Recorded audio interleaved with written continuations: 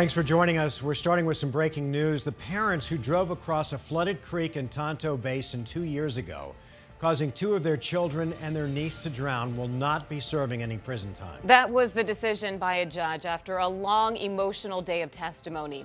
Daniel and Lacey Rawlings attempted to drive across a flooded wash when their truck got stuck, and 3 of the 7 children they were taking care of were washed away. Team 12's Michael Dowdner was in the courtroom today. And Michael, what was the feeling in that courtroom?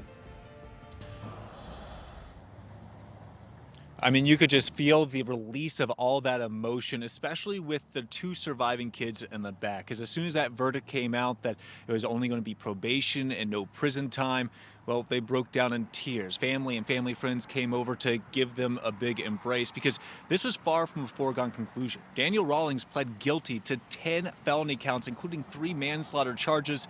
But today, a judge felt and sentenced them to probation and community service, not prison time.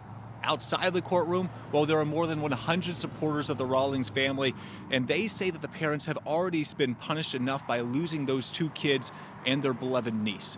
It all went back to the day after Thanksgiving in 2019 when the Rawlings were headed home across the flooded Tonto Creek when the kids in the back seat convinced them to make one last crossing of that flooded wash for fun.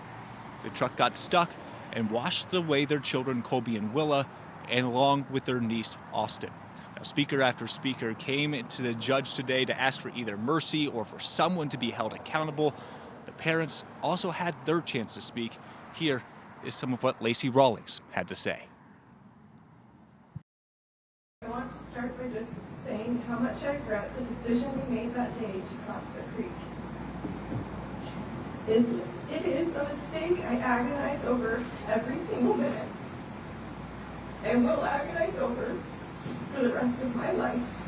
It is also a burden I've now caused several more people to struggle with, and for that I can never forgive myself.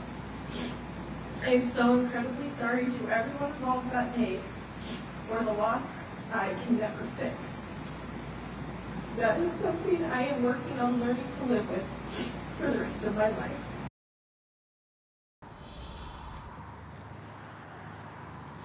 Now, the judge says that any leniency in this case was not because of the actions they committed, but instead for the surviving kids, because that any punishment that they did leave out, or carry out, would have ended up hurting the 2 surviving children.